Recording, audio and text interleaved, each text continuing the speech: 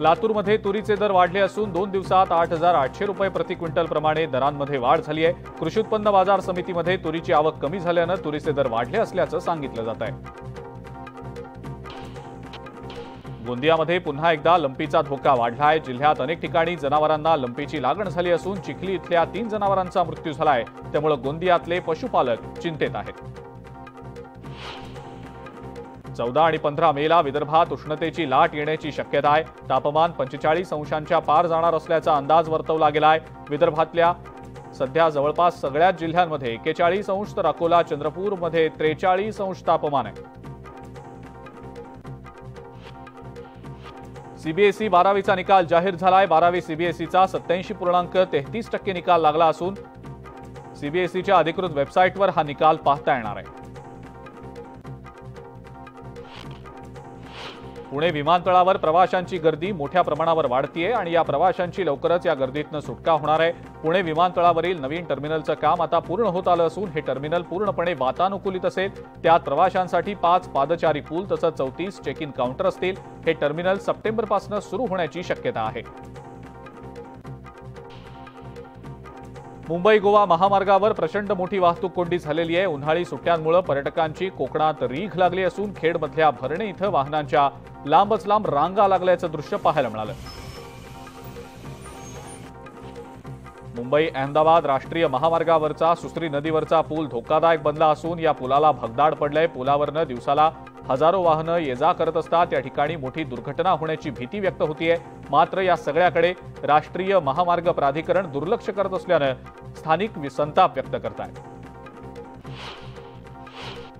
बदलापूरच्या कोंडेश्वर परिसरातनं वाहणारी नदी प्रदूषणाच्या विळख्यात अडकलेली आहे। या नदीमध्ये प्रदूषित पाणी सांडपाणी सोडलं जात असल्यामुळे नदी दिवसेंदिवस प्रदूषित होतीये। सांडपाणी थेट नदीत सोडणाऱ्यांवर प्रदूषण नियंत्रण मंडळाचा कोणताही वचक नसल्याचा आरोप होतोय।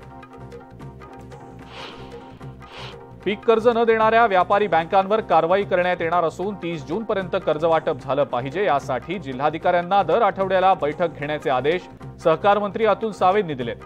तसंच बँकांनी टार्गेट पूर्ण न केल्यास त्यांच्यावर कारवाई करण्याचा इशारा सुद्धा सावेंनी दिलाय। मराठा समाजाला आरक्षण देण्यात सरकार अपयशी ठरल्यामुळे आता मराठा क्रांती संघटना आक्रमक झालेली आहे। संघटनेच्या वतीनं राज्यातल्या गावागावात जाऊन मराठा समाजामध्ये जनजागृती केली जाईल। तर राज्य सरकारच्या निषेधार्थ राज्यभरातल्या मंत्र्यांच्या घरावर काळे झेंडे देखील लावण्याचा इशारा दिला गेलेला आहे। सांगलीतल्या वाळवा तालुक्यातल्या आष्टा इथल्या गायरान जमिनीवरचं अतिक्रमण नियमित करावं या मागणीसाठी राष्ट्रवादी काँग्रेसचे प्रदेशाध्यक्ष जयंत पाटलांनी सांगली जिल्हाधिकाऱ्यांची भेट घेतलेली आहे। त्या ठिकाणी राहणाऱ्या कुटुंबांना जागा रिकामी करण्याबाबत जिल्हा प्रशासनाकडून नोटिसा बजावल्या गेल्या। संरक्षण मंत्री राजनाथ सिंग रविवारी महाराष्ट्राच्या दौऱ्यावर येत आहेत। राजनाथ सिंग यांच्या हस्ते छत्रपती संभाजीनगरमध्ये महाराणा प्रताप यांच्या पुतळ्याचं अनावरण केलं जाणार आहे। सत्ता संघर्षाच्या निकालानंतर राजनाथ सिंग यांचा हा पहिला महाराष्ट्र दौरा असून राज्यातल्या राजकीय घडामोडींसंदर्भात ते शिंदे फडणवीसांसोबत चर्चा देखील करतील। शिंदे फडणवीस सरकार 3 महिन्यात जाणार असून 16 आमदार अपात्र ठरतील आणि उरलेल्या 24 आमदारांना सुद्धा घरी जावं लागेल असं वक्तव्य खासदार संजय राऊतांनी केलंय। अधिकाऱ्यांनी बेकायदा सरकारचे बेकायदेशीर आदेश पाळू नयेत, आदेश पाळाल तर अडचणीत याल असा इशारा देखील राऊतांनी दिलाय। आमचं सरकार आणखी मजबूत झाल्याचं वक्तव्य भाजपचे आमदार नितेश राणेंनी केलंय। संजय राऊत फक्त सरकार जाण्याच्या तारखा देत आहेत। 3 महिन्यात सरकार जाणार की राऊत जेलमध्ये जाणार असा खोचक सवाल विचारत राणेंनी राऊतांना प्रत्युत्तर दिलंय। तसंच राऊतांचा पावसाळा जेलमध्ये जाईल असा इशारा देखील त्यांनी दिलाय।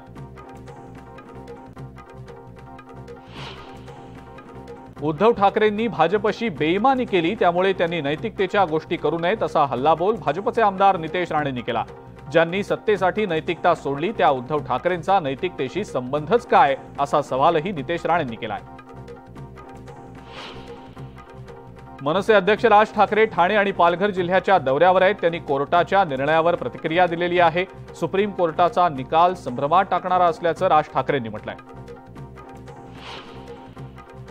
सुप्रीम कोर्टाच्या निकालाबाबत उद्धव ठाकरेंनी पत्रकार परिषद घेत सरकारवर निशाणा साधला। सध्या अस्तित्वात असलेलं सरकार हे बेकायदेशीर असून हिम्मत असेल तर निवडणुकीला सामोरं जा, जनतेचा कौल आम्ही आनंदाने स्वीकारू असं उद्धव ठाकरेंनी म्हटलं। सरकारला मिळालेलं जीवदान हे तात्पुरतं आहे असं उद्धव ठाकरेंनी म्हटलंय। सुप्रीम कोर्टानं सांगितल्याप्रमाणे अध्यक्षांनी लवकरात लवकर निर्णय घ्यावा। अध्यक्षांनी चुकीचा निर्णय घेतल्यास आम्ही पुन्हा कोर्टात जाऊ असा इशारा उद्धव ठाकरेंनी दिला। उद्धव ठाकरेंनी पत्रकार परिषदेतनं विधानसभा अध्यक्ष राहुल नार्वेकरांवर सुद्धा निशाणा साधलाय। विधानसभा अध्यक्ष आधी आमच्याकडे होते, मग राष्ट्रवादीत गेले आणि आता ते भाजपमध्ये आहेत, त्यामुळे प्रवास कायद्याच्या चौकटीत राहून कसा करायचा हे त्यांना चांगलंच समजतं असा खोचक टोला उद्धव ठाकरेंनी लगावला। महाराष्ट्रातलं सरकार हे बेकायदेशीर असून मुख्यमंत्री एकनाथ शिंदेंनी तत्काळ आपल्या पदाचा राजीनामा द्यावा अशी मागणी अनिल परब यांनी केलेली आहे। व्हीपबाबत कोर्टानं आखून दिलेल्या चौकटीत विधानसभा अध्यक्षांनी काम करावं अशी मागणी परब यांनी केलेली आहे। सुनील प्रभू यांचाच व्हीप लागू होत असून गटनेतेपदी चौधरींची अध्यक्षांनी केलेली निवड ही वैध असल्याचाही अनिल परब यांनी म्हटलंय। सुप्रीम कोर्टाचा निकाल हा पुढच्या काळात सगळ्याच राजकीय पक्षांसाठी धडा असल्याचं मत विरोधी पक्षनेते अजित पवारांनी व्यक्त केलं। या निकालामुळे पक्षांतरबंदी कायद्याला काही अर्थ उरलाय का असा प्रश्न देखील निर्माण झाल्याचं त्यांनी म्हटलंय। नैतिकतेच्या मुद्द्यावर मुख्यमंत्री शिंदे राजीनामा देतील हा विचार सोडून द्यायला हवा, कारण ते स्वप्नातही राजीनामा देणार नाहीत असा खोचक टोला अजित पवारांनी लगावला। नाना पटोलेंनी त्यावेळेला तत्कालीन मुख्यमंत्री उद्धव ठाकरे यांना न विचारता अध्यक्षपदाचा राजीनामा दिला असं वक्तव्य अजित पवारांनी केलंय। तसंच विधानसभा अध्यक्षपद रिक्त ठेवणं ही महाविकास आघाडी सरकारमधली मोठी चूक होती, तेव्हा अध्यक्षपद रिक्त नसतं तर आज चित्र काही वेगळं दिसलं असतं असं परखड मत अजित पवारांनी व्यक्त केलं। उद्धव ठाकरेंनी शिंदे फडणवीसांकडे राजीनाम्याची मागणी केल्यानंतर भाजपचे नेते मोहित कंबोज यांनी उद्धव ठाकरेंवर निशाणा साधलाय।